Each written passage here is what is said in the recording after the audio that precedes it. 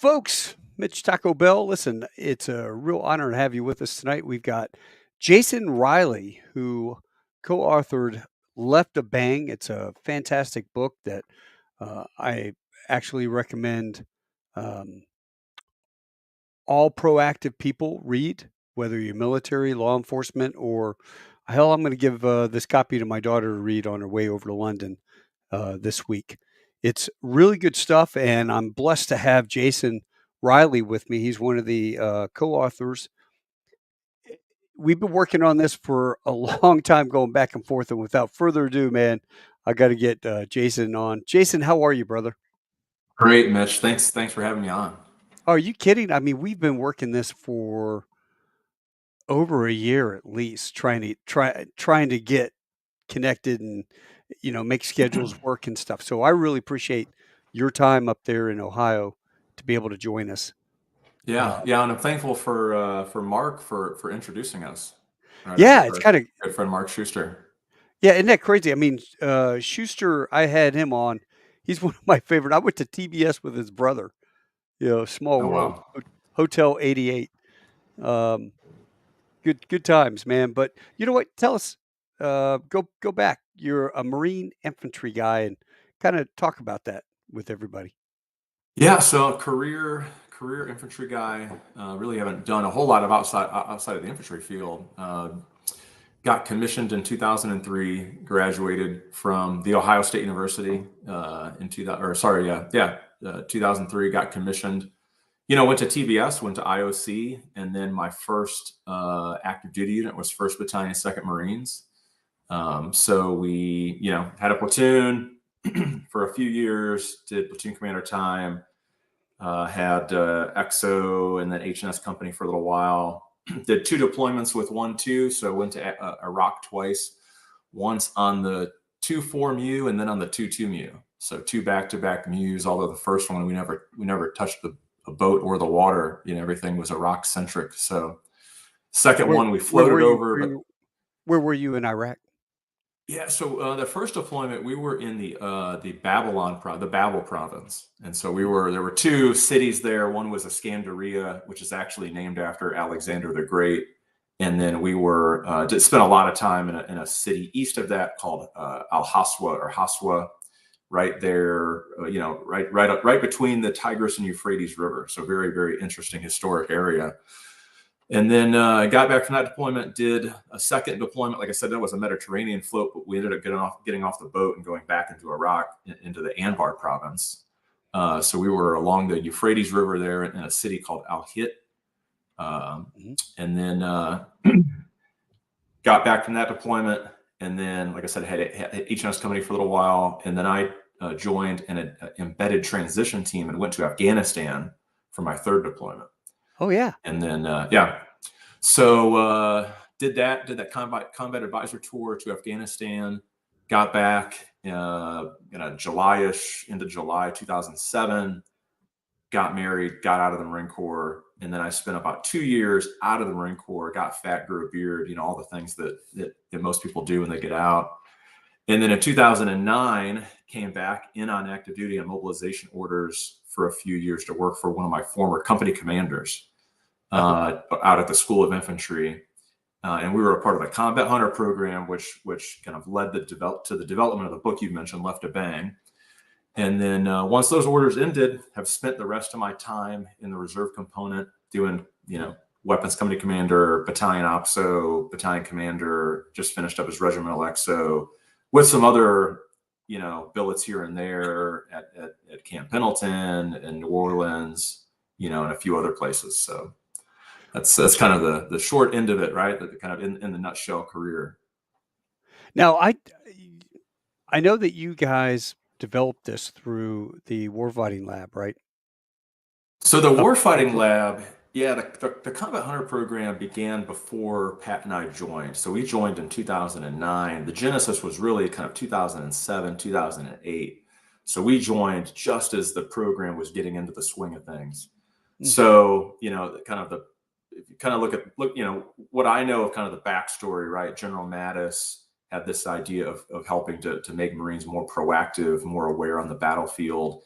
And yeah, the Marine Corps Warfighting Lab was involved. There was a number of civilian experts, who had either military backgrounds or police backgrounds or big game hunting backgrounds. And so the program, when it finally coalesced, had three primary civilian experts working along with Marines to craft this program. And then again, that kind of got distilled into the program being centered around this kind of three-legged stool. Right. One leg was enhanced observation. So how do you notice your environment? How do you see things? How do you use your optics to the best capability that we possibly could? The second leg of the stool was combat tracking. So how do you observe the physical terrain and understand, who is going where? How do you track humans through physical terrain? How do you just understand the terrain in general? How do you, come upon a scene and just looking at footprints and different sign and spore and things like that and understand what happened there? And then the third leg of the stool was this combat profiling aspect. And so how do you look at the human terrain and identify and predict threats in your environment? So it, again, all came together in this program called Combat Hunter, which, all of the feedback that we got, particularly from instructors who would leave the program and then get deployed, certainly significantly enhanced Marines' just survivability on the battlefield.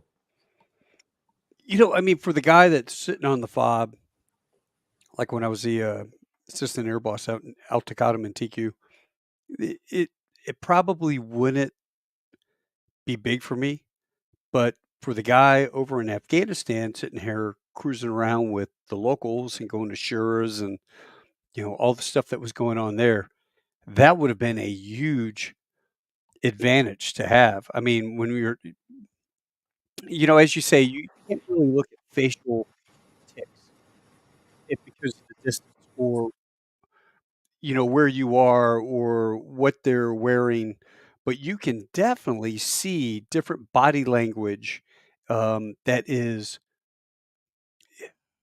they just can't help it, right? I mean, they just unconsciously do it and give off different things that you can pick up on right away. Some of the stuff that you had in the book was fantastic. The course, I would really love to um, attend one of these courses. I understand they're teaching this around the nation now, right? Yeah, so the Marine Corps still has a combat hunter program. I don't think it's as robust as it used to be. Pat, when he got off active duty, started his own company doing this kind of behavioral analysis, predictive threat detection training. He still does that on the side, although he's shifted his focus to emergency management. So, the Combat Hunter program was very, very much about individual survivability, individual proactiveness, individual awareness. And so where Pat's interest has gone is actually more to an organizational and societal awareness, right? How do we identify and predict threats to us as collectively, whether it's a city or whatever, an organization? And then how do we be left of bang as organizations, as cities, as towns, and things like that? So he's taken it in a different direction, which is pretty interesting. Well, let me see. I think I got this. Okay, go ahead. Talk about why left a bang and what happens if you are right a bang.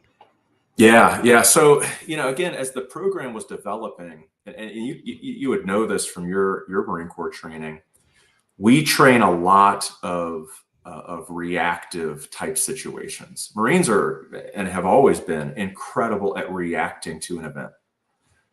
So when we use the term left of bang, right? Bang is the event. Bang is the thing that happens. The shot goes off. You want to call it.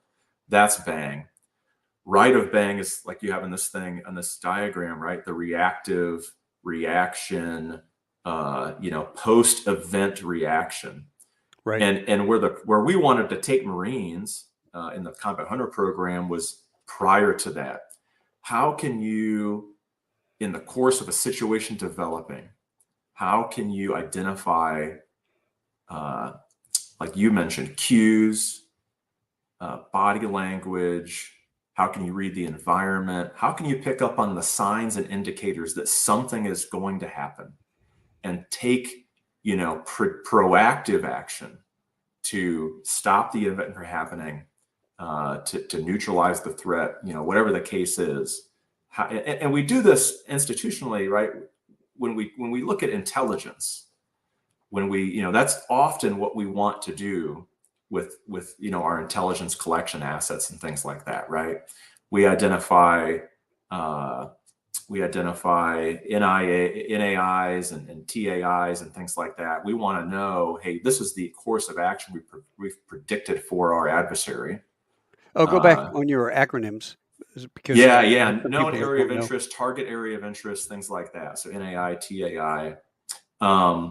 And what we want to do from, institutionally, what we've done, in terms of the planning processes, things like that, like we've created a plan. We've identified through wargaming and those kind of things what we think the enemy is going to do. Mm-hmm. And then we've identified areas that we want to, or predictive indicators of what we think the adversary is going to do. And then we collect on those features in the terrain, or we collect on those geographic locations. We collect on those enemy assets to see if the enemy does this, then that means they're going to do X, Y, and Z. Mm-hmm. So we've done this, from a planning process. But what the Combat Hunter program wanted to do is instill that proactiveness in the individual. And that's where we were often caught right of bang, often caught reacting to situations, waiting for things to happen, and not necessarily trying to proactively prevent things from happening. Like going down the same road every day, leaving the base right.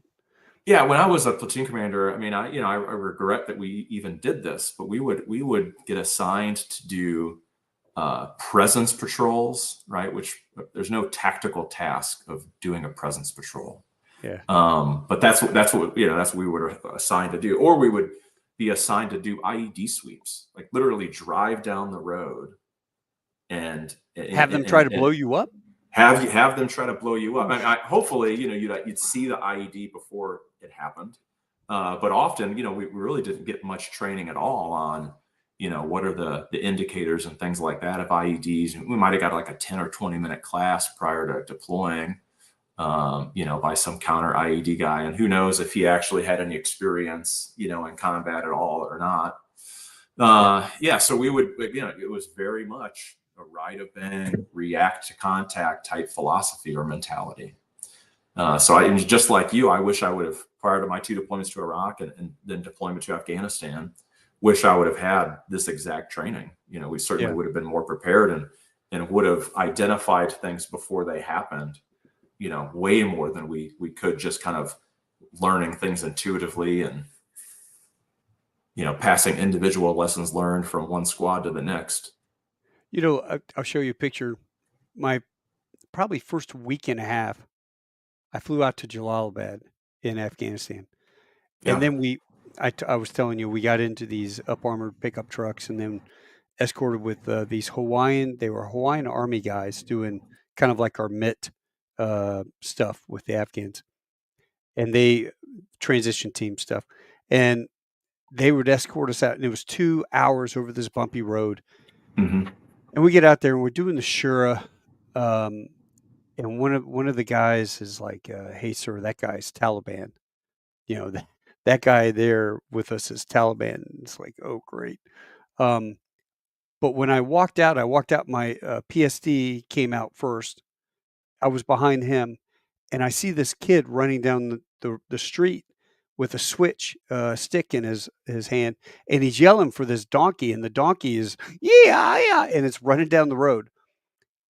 And I stepped out onto the road and put my hands out and stopped the donkey. And the kid came up and was smiling, got the donkey and left. And my PSD sergeant's like, sir, if you ever said something else, not frigging, but if you ever frigging do that again, I will shoot you myself. And I'm like, wait, say that again, Staff Sergeant? He goes, sir, that kid, look at this. I mean, here's the picture. There's a tank. There's a propane tank in the side of that deal there on the donkey. And he goes, that kid, they'd sacrifice that kid in a heartbeat to kill a lieutenant colonel. You've got to wise up, sir, or you're going to get whacked. Like the guy that out there driving down the road and they were trying to take out the police chief and they got him instead. Um, so you need to wise up or you're not going to last this tour. And I'm like, Staff Sergeant, I got a wife and kids. I will do whatever you tell me. You tell me jump, I will ask you how high. I don't care. Get me home safe after this tour. That's all I ask. But I mean, that kind of crazy stuff over there, I just wasn't. The light switch was halfway on, but not all the way on. So I wasn't thinking in advance for TTPs like that they would do against us. And I was just seeing a kid running down the street trying to capture this donkey when he's absolutely right. I mean, that could have had C4 all over it with bags of nails, and we would have been done. Yeah, But yeah. I mean, a lot of us, I certainly grew up in a pretty benign environment, pretty safe. And most, I think, most Marines, most soldiers, sailors, airmen, etc., probably grew up in a pretty safe environment. There's a select few that grew up in inner cities and things like that and developed naturally a survivalist, a survival mentality. yeah, But most of us, again, don't develop over the course of our childhood the innate sense of identifying threats. And yeah, that's what we found. And that's kind of, that knowledge that the Combat Hunter program wanted to instill in Marines are hmm those kind of exact things, right? And so, whereas if you grew up in the inner city and you kind of develop those things just intuitively or tacitly, you wouldn't really be able to articulate it, right? You walk down the street and you're like, hey, we probably shouldn't walk down that street. That doesn't look right. Like you mentioned, that doesn't look right to me, or that looks suspicious to me. yeah, What the Combat Hunter program wanted to do is give that a language, and so break human behavior down into these, particular domains, and give people an ability to put words to it, communicate sure. about it, and then make decisions based on, what it is that they've seen and observed. But you're exactly right. I mean, I would have been probably the same way, right? I probably would have flagged the donkey down too, had I not, prior to getting a course like the Combat Hunter program. But sitting next to this guy and him describing things to me. Sir, you need to watch out for this. You need to watch out for that. Here's things that they would do. They'll roll up next to you on a motorcycle and roll a hand grenade under your car. Never wash your car. I don't care what they tell. You go do your weekly inspections with the Army. Hey, sir, you got to wash your car. Yeah, man, I get right on it.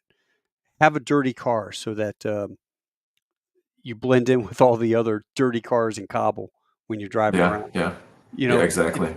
it's so funny that as I was reading the book, I'm going, okay, this translates to not only being a Marine, but I travel around the world. I'm walking down the street in Buenos Aires, and there are three guys that, yeah, that looks kind of hinky, as they would say, and I think I'm going to cross the street and use the window to see if they're following me. Looking in storefront or something. Just more head on a swivel, not heads down doing this, because even at the airport walking through the garage, my head's on a swivel in this day and age, and there are too many people that are just sitting here doing this as they walk, and they have no clue within 2 feet of themselves, where they're playing on their phone while they're at the gas station getting gas, and they're not looking around and checking out the surroundings. It's an amazing deal, I think, in this Yeah, day and yeah. age. No, we definitely live in an era of constant inattention, right? Always being distracted, particularly like you said, particularly from phones, technology and things like that, and it's making us less aware and less knowledgeable about our particular circumstances, particular situations. Something interestingly enough, uh, I think I texted you about this as we were trying to find a pin a date down to get together and talk. But I was driving from Ohio to Virginia, Oh, yeah, yeah, yeah, and the car. yeah, and so I never ever get off. I mean, rarely do I get off at a rest stop, right? If I'm going to get off, Right. I'm going to go to the bathroom and get something to drink. I'm going to go to Starbucks or whatever the case is. Yeah. But I was, I saw that there wasn't a rest stop for 30, 40 miles or whatever the case was. And so I decided to stop at this rest stop. And now I'm still in Ohio. And so I pull in, I park, and I'm walking along, and I see to my left, a kind of middle-aged, younger gentleman pull a drill out of his trunk and start like torquing on the bolts holding his license plate on.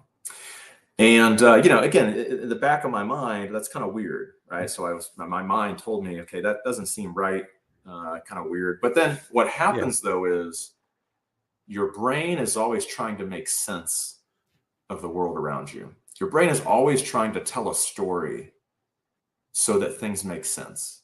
Right. And so I can remember the story that my brain was trying to tell me, right? And so as I'm walking along, noticing this guy take a drill out of his trunk, which is not normal behavior at a rest stop, Yeah. and torquing on the bolts that attach his license plate. My brain was telling me stories to make it make sense. And one of those stories was, well, maybe the screws are stripped and he has to tighten the screws down every so often. It doesn't make sense to me now, but it was what my brain was telling me to make sense of this thing. Yeah. So I go to the restroom and I come out and I look to my right where the car is. Going in is on my left, coming out is on my right. And it was a different license plate. He had swapped the license plates. So again, I'm like, that's not normal. I don't know, what it was that he was doing, but I decided to take a picture of the car just in case. Yeah. And so then he sees me take a pic. And so then I walk to my car and I just turn around and wait and see what he was going to do. Well, in that span of a few seconds of me walking to the car and turning around, he then swapped the license plate again to the What? previous license plate. Yeah. And then they sped off. At that point, there was nothing really for me to do. So I called a friend of mine who's a cop. He said, yeah, you should probably report it. Who knows what they're doing?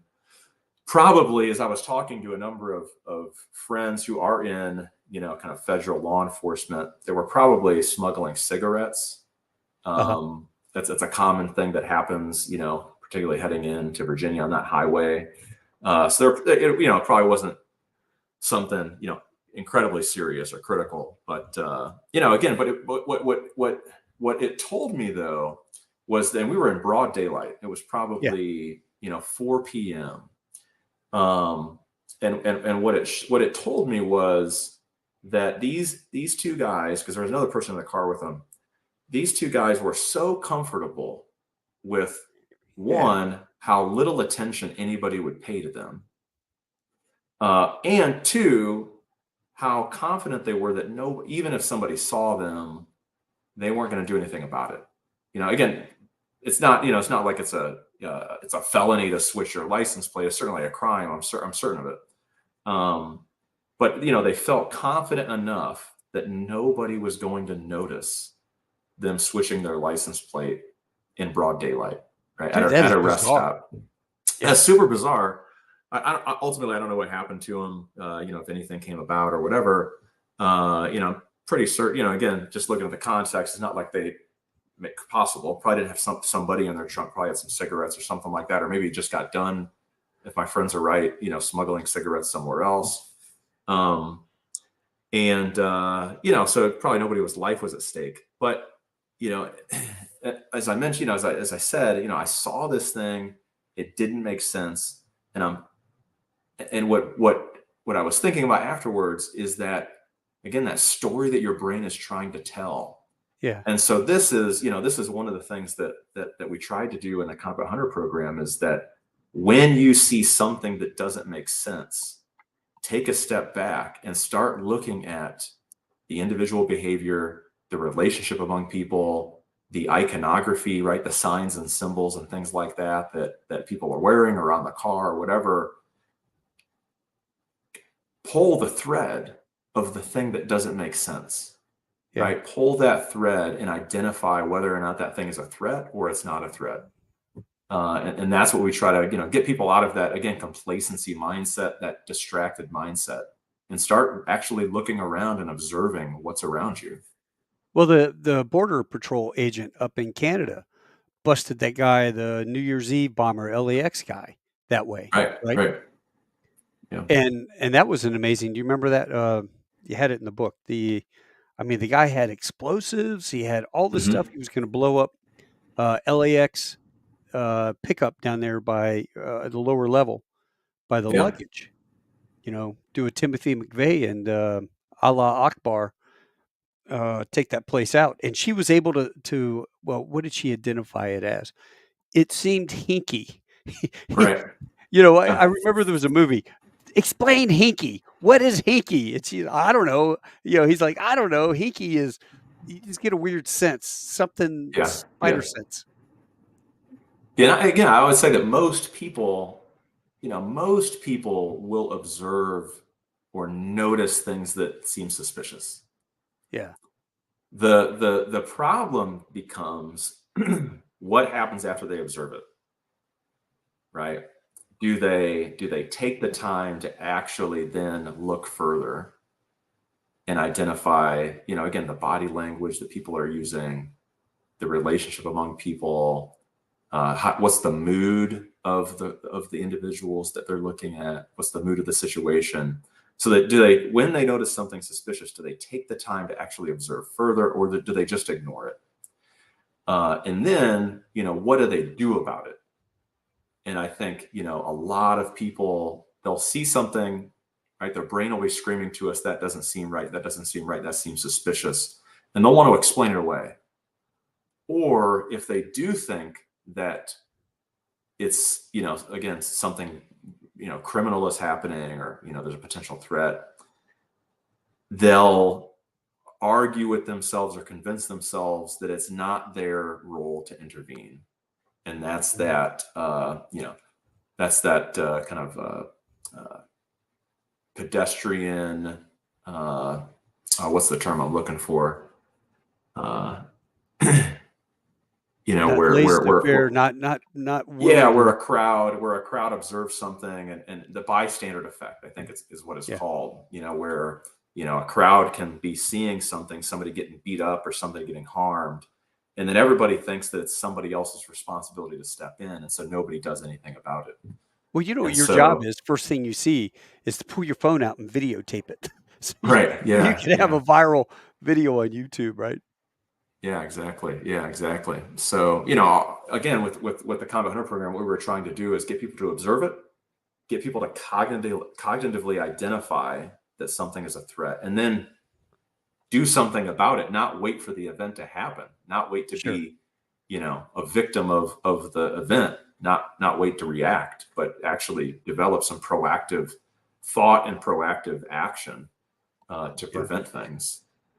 Well, did you guys work with the Secret Service or FBI profilers, or did you have to work with any Leo organization like Secret Service? I mean, that's their job is to watch people and see the tails, the sweat, and the things that a person would display Mhm. as they're nervous and involuntary reflexes. So, did you guys work with any of the Leos out there organizations to find out what they do? Yeah, so I'll answer that in a couple ways. As the program was developing, again, that was a year or two before I joined the program. There was tons of involvement from federal agencies and experts at various universities, and practicing experts. Again, there was this big game hunter that was a part of it. There was a former Rhodesian scout named Scott Donnellan, who was Uh, the tracking expert. And then there was a gentleman named Greg Williams, who is the behavioral analysis expert. And so they helped to develop the course. Ultimately, the Marine Corps wanted it to be for Marines by Marines. So Marines teaching it to Marines. While we were instructors there, we did a number of ride-alongs, and we did a number of engagements with law enforcement agencies like the LA Sheriff's, LA Police Department. And then as Pat and I were writing the book, we engaged further. And so I had an opportunity while we were writing the book to visit a guy named Paul Ekman, who was an expert in microfacial expressions. And that was just an enjoyable conversation that we were able to have up in his condo in San Francisco. He was the guy there was a show called Lie to Me. oh, I yeah, think I love that show. Yeah. Yeah, maybe Tim Roth, was he Tim the Roth. Tim Roth was Tim the Roth, guy. yeah, one of my favorite Yep. actors of all Yep. time, right? So Pulp that Fiction show guy. was yeah, exactly. That show was based on Paul Ekman's scientific research about microfacial expressions. Really? Yeah, yeah, yeah. And so, we had a chance to engage people like him. So we tried to, while we were writing the book, tried to reach out broadly and talk to more people to gain a better, more research and more, scientifically relevant information to back up the things that the Combat Hunter program was teaching to Marines. Mhm. That's fascinating. Are you still in contact with Paul? No, I don't know if Paul is still alive. He was pretty old and he had some health problems even when I had an opportunity to meet with him. But he was a super interesting character. He was, he had written a book, co-authored a book with the Dalai Lama. Uh-huh.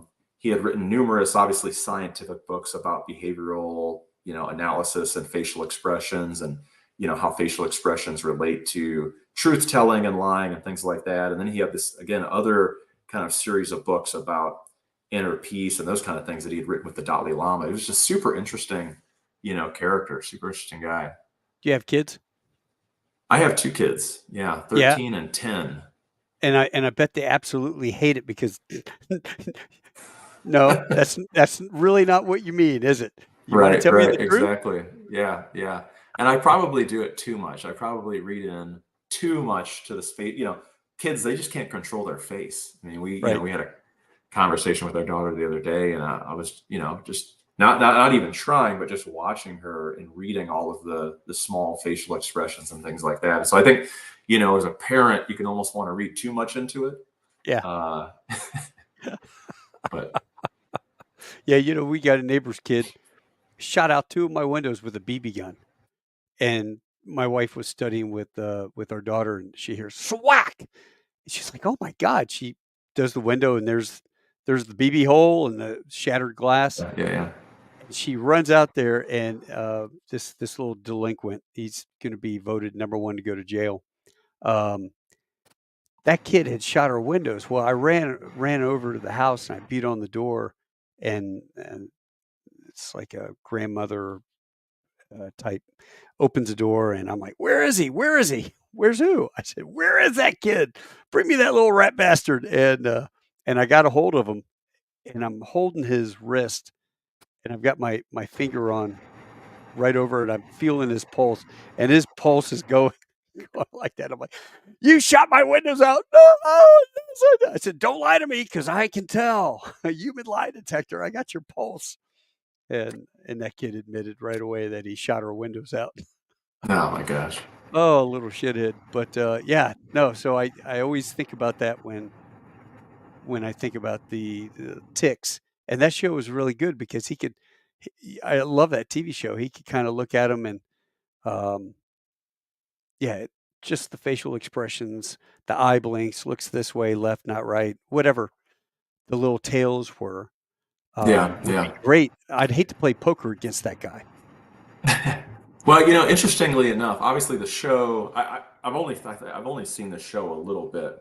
I haven't watched the whole series or anything like that. But obviously, anytime you distill, someone's like life work into a TV show, there's going to be some simplification that goes on, right? Sure.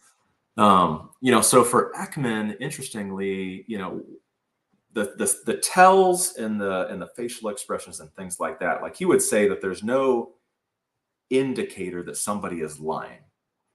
What he would say is there's an indicator, there are facial expressions and indicators that someone is experiencing, uh, an emotional change Okay. or, experiencing some type of strong emotional reaction.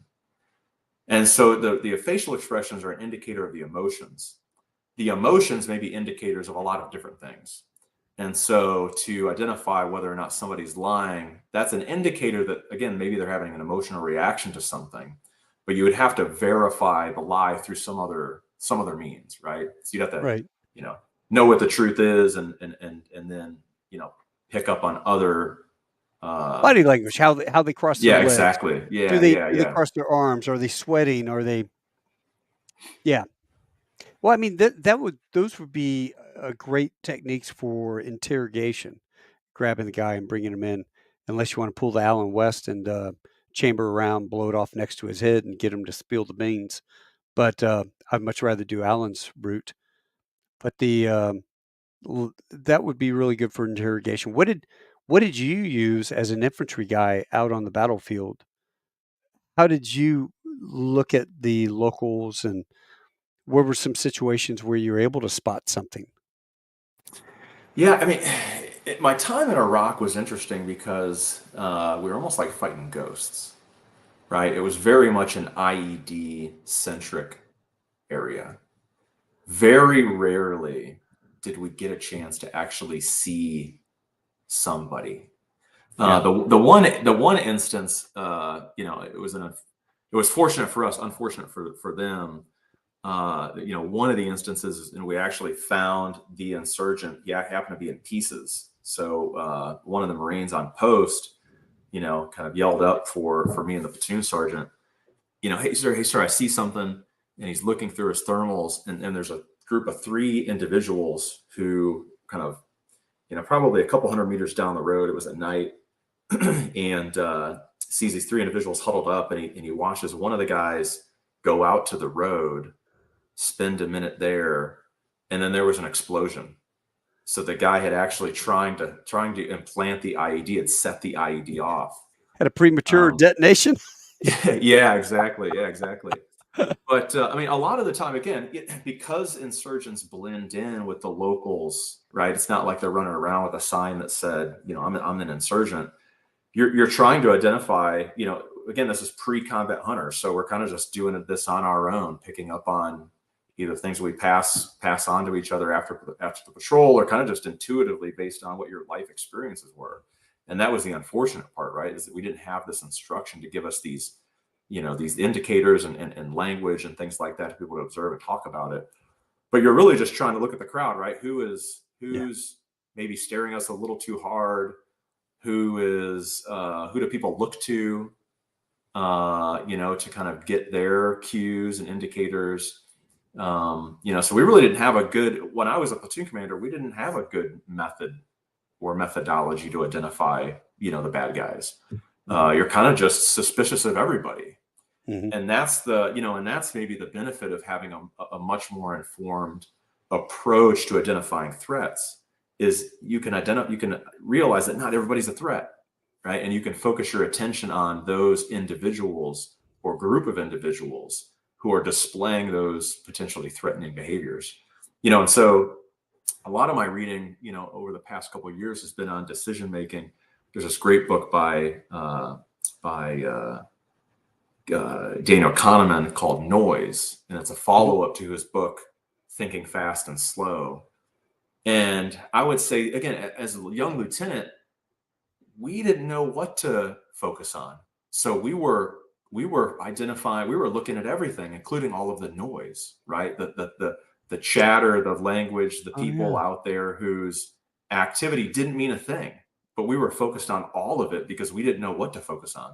You got to separate the wheat from the chaff. And yeah, exactly. You got to separate the real indicators from the noise. And that's what I think, Left of Bang and the Combat Hunter program are really trying to do, is give people the ability to identify what was most important, the real indicators of a threat, and then ignore the noise, ignore everything else, because those things in terms of a threat aren't important. Well, explain how you're just walking down the street. What kind of things are you looking for every day? I mean, you don't have to be downtown Detroit. You're getting carjacked in every city in this nation, and you're getting people walking up and robbing people at gas stations. While they're occupied getting the gas, sitting there playing on their phone. What kind of stuff have you seen, or have you used to your advantage? Yeah, I mean, I think that the general thing, I mean, here's an example. So I fly quite often.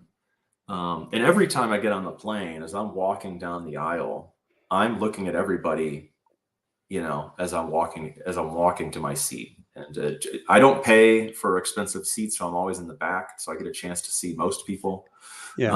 that are on the plane. And then I watch everybody as they're coming onto the plane. And so what I'm looking for are, for the most part, right? We only have so much cognitive energy or cognitive bandwidth. And so if you're focused and intent on doing something, taking care of your kids, getting your book out, whatever the case is, your cognitive energy is going to be focused on that, right? And so you're going to look and act natural, like somebody who's naturally wrestling with their kids, somebody who's naturally just focused on getting their magazine out. One of the things that came out in our research or in writing Left to Bang was that it's hard to act normal. It's easy to be normal and just be in the situation, but it's hard to act normal. And so as I'm, walking down the aisle of the plane, getting on the plane, what I'm looking for are people who are trying to act normal, whose behavior isn't going to be very fluid, who are going to be trying to observe other people without observing them. I guess I'm very frank. I'm very explicit about I'm looking at everybody, right? I'm making eye contact with everybody as I'm walking to my seat, and as I'm sitting down and they're coming toward me, I'm making eye contact with them. So that's just getting on the plane, right? But we're, like you mentioned, if I'm trying to decide what gas station to get gas at, right? So I'm approaching two gas stations, one on the left, one on the right. Obviously, sometimes there's just pragmatic decisions, right? Like traffic is crazy. There's no way I'm going to be able to turn left. But do I stop at this gas station or that gas station? I'm looking at, how much light there is, how visible would I be if something were to happen? That's kind of the geographics of it. Are the pumps hidden by shadows? Are the pumps hidden by signs and other obstructions that would make it easier for somebody to rob me or stick me up or whatever the case is? But then I'm also looking at the individuals that are there, right? Is there somebody there not actually pumping their gas, right? Is there somebody there who looks distracted because they're trying to observe, people around them and not actually focus just on, what they're doing, right? Getting their credit card out, paying for the gas, those kind of things. So you have to look at the with the environment. gas pump in the car, and he's smoking a Right. cigarette. Yeah, exactly. Yeah. Something doesn't seem right. So yeah, so I would say those are the things, right? Start with the geography, kind of funnel down, right? Start with the geography, look at the environment, right? Are there specific areas of the gas station, specific pumps that would make me more of a threat than another one? Yeah. Is there a gas pump that I would much more easily be able to get out to the road to if I had to jump in my car and drive away? So start kind of broad, funnel down, then start looking at the people, right?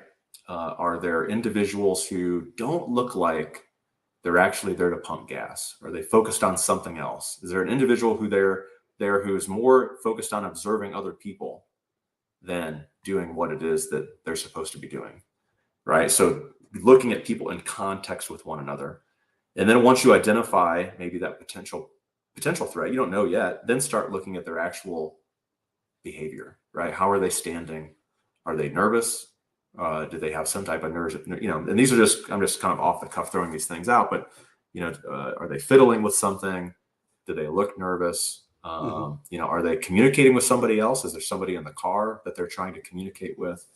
So those kind of things, and it kind of just, obviously it depends on every situation, right? But I'm looking at people as I'm walking into Target, as I'm walking into Costco or whatever the case is. I am just constantly looking at people and observing their body language in relation to everything else that's going around them. Right. And again, I'm a big eye observer, right? I love to look at people in the eye because I think you get an immediate response of one, most people don't want to look at you in the eye, right? They don't want to make that eye connection. Yeah. But also people are thrown off, right? If somebody does have malintentions, They'll look looking away. at them, right? Exactly. Yeah. Looking at them in the eye does throw them off. And so it makes you less of a threat by being observant about, of your situation and your surroundings. Yeah, I do that. when I do my PA, as an airline pilot, I always do a military PA, but I tell the flight attendants, watch all the hands that go up. They're like, what? I said, when I say, hey, all my Marines, throw your hands up, Army, Air Force, Navy, Space Force, Coast Guard, I'll tell them, watch who raises their hand because those are your good go to guys that'll beat the living crap out of somebody, without even blinking an eye. I mean, they're patriotic. They'll jump up and they will tackle and beat the living crap out of someone. Um, and then if I have the chance, I walk to the back of the airplane and I talk to people, thank them for flying and whatnot. But I do exactly what you're talking about. I walk back and I am turning my head like this and smiling and saying hi. And it's that person that looks at you initially and kind of just and then is doing something else. You're like, that's not right. There's something wrong with. I mean, they're smuggling something or they're just not doing. They're hinky. Yeah. Yeah. I was, as John Stanberry would say, he's a Leo. Man, they're hinky. That guy Have says, you had a situation in which, while you're flying, observed somebody who ultimately did end up being maybe not necessarily a threat, but certainly doing something criminal? no. I've had a couple of situations where the guy, was on drugs or something and just passed out. And then it was, well, what do we do with this guy? He's obviously under the influence of something. Um, but he's, we're already up in the air, and hey, as long as he stays asleep, we're fine. If he wakes up and starts going crazy, then we have, divert somewhere. But no, I've been blessed. I've gone back and kicked some drunk people off. Um, I've had an altercation between a flight attendant and a passenger, and I had to side with the passenger because I thought that it was during COVID, and there were some people that were a little power hungry about the whole mask deal. And, the mask was right here below the nose, and she wanted to kick this guy off the flight. And I'm like, absolutely not. I'm not kicking this guy off for that. Um, but that was a different mindset time then towards a disease that everybody is common cold. Um, but anyway, I had that. I haven't had trafficking. Like human trafficking's the big deal. The flight attendants are trained to watch young girls, young kids with Mm-hmm. adults who don't look like they would be with that kid, um, or young teenage girls flying out and, very quiet, won't talk or engage because there's a male. There's many instances of that, the human trafficking side. Smuggling, I watch some of the TV shows where the airports, it's a lot of the UK or down in Central America somewhere, and the customs people. I kind of like those shows. I'll see them on Yeah. Facebook, and Yeah. I'll get into it, and I'll just start going down that rabbit hole because you're watching these people try to get through customs. They do this every single day. So they see people every day, and as you talked about, facial expressions are just microsecond. Something may flip just for a second, and you may not catch that, but you will catch other things, body language that they present. And I know that, having talked to a bunch of customs inspectors, why they let this guy through, no problem. They let this guy and gave him a hard time.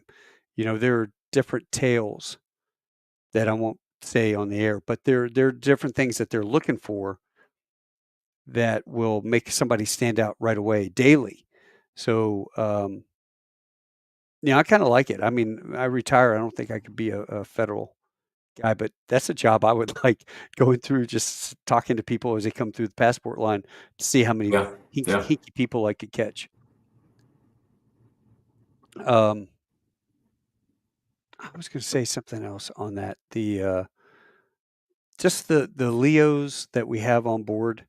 We'll have Leos ride a bunch, and every now and then, you get the FAMs on board and stuff like that. But for the most part, ever since 9/11, I think passengers are a lot more observant of their surroundings, almost detrimental, almost to the point where some guys take advantage of it.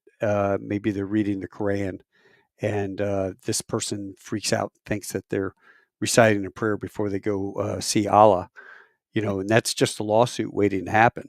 And I think sometimes they test the readiness of the airlines in that manner. Um,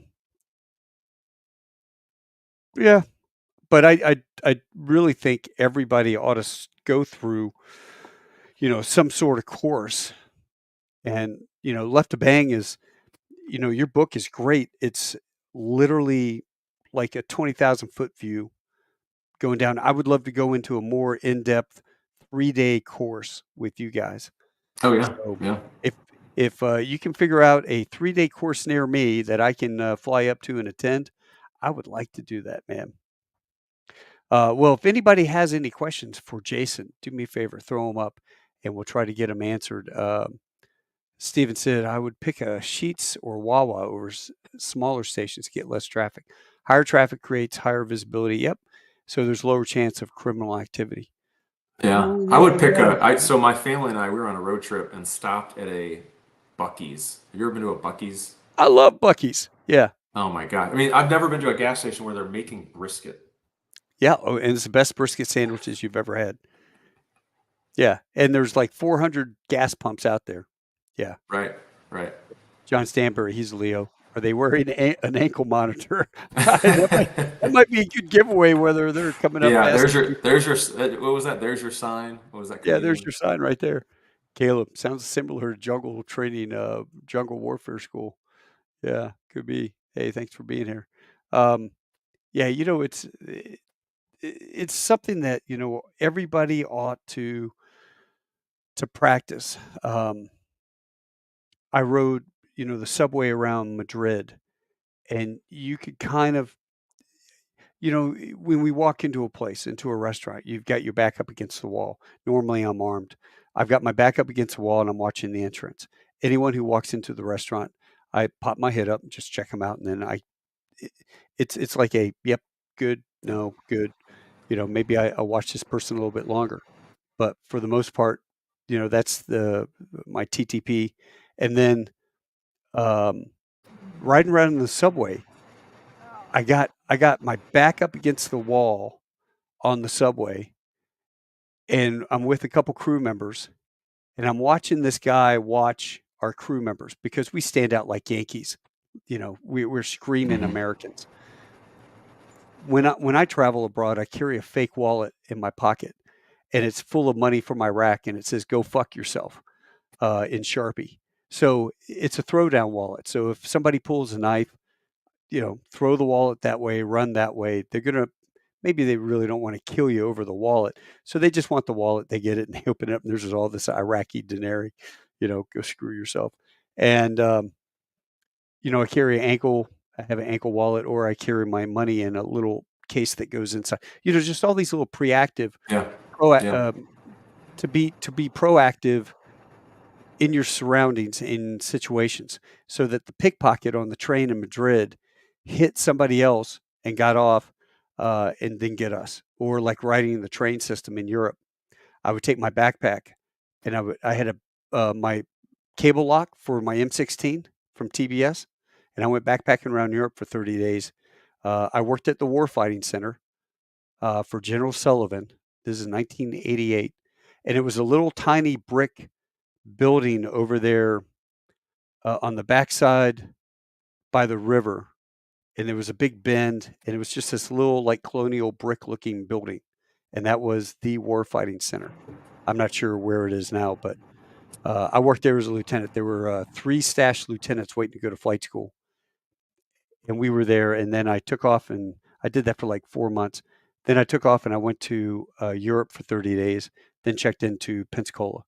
But as I'm traveling around Europe, I took that bike lock and encased my, just would go through the frame and lock it up on the luggage rack over your head. And I'm in this train and I see this guy and he walks past, and then he walked past again. I thought, that guy just didn't look right. And we came up to the train station because he stopped, as he's walking by, he was checking everything out. He wasn't looking at us. He was just looking at what was up there.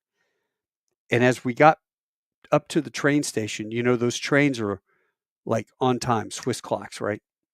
Minute and a half. You've got the door opens. You got about a minute and a half, 2 minutes, door shut, and then train leaves. Well, right as the train was starting to go, this guy yanked open our door and reached up and grabbed my backpack because it was the closest one. And he grabbed it like that and he pulled, and that cable lock grabbed the backpack, and I jumped up and hit the dude right in the face, and he took off and jumped off the train. And as we went by, and I was giving him the fingers as we went by, but that was like, yeah, baby, that was a little bit of Marine mentality.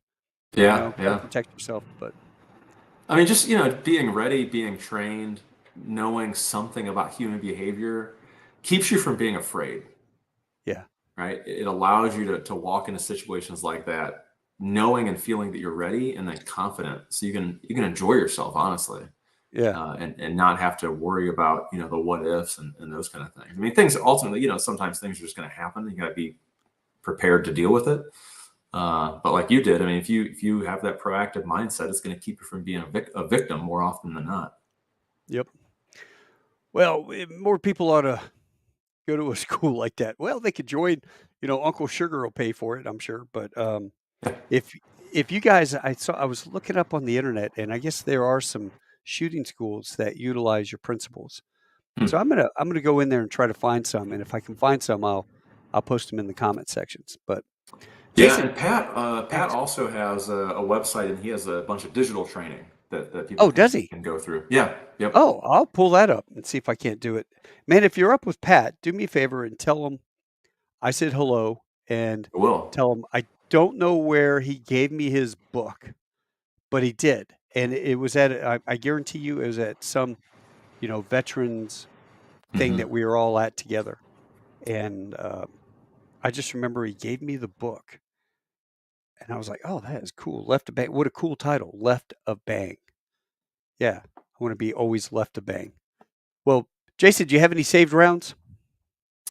Yeah, first, I mean, thanks for inviting me on. It's been a great Oh, conversation. Anytime I get a chance to talk to a fellow Marine about life or left of bang or whatever, it's always fun. yeah. Well, man, it's been a while, and I thanks Schuster for getting us together, for sure. So, if you guys are out there, great Christmas present, something to buy for your kid's birthday, your wife. If you can get them to read this, it will definitely open your eyes in not doing this, right? So, well, dude, thank you so much. I'm going to drop you off. Hang on for a second, and I got something for you. All right. Awesome. All right, Jason, thanks again for joining us tonight. I really do, appreciate it, taking the time out. Yeah, my All pleasure. right. Thank you. All right, brother. Stand by one sec. Hey, folks, thank you so much for joining us tonight. Seriously, if you get a chance, Left of Bang, check this book out. You order it on Amazon. It really is a great book in terms of dealing with your surroundings and common sense stuff. But the way they break it down, Marine Corps style, really good. So until I see you guys next week, adios, hasta luego, sa wiedersehen, tschüss. Shesheni, au revoir, domrigato gozamis, tano shinde kurasai, ciao, arrivederci, tashikur, assalamu alaikum, mahala, and do widzenia, das vidania. Take care. Oh, I want to do this, don't I?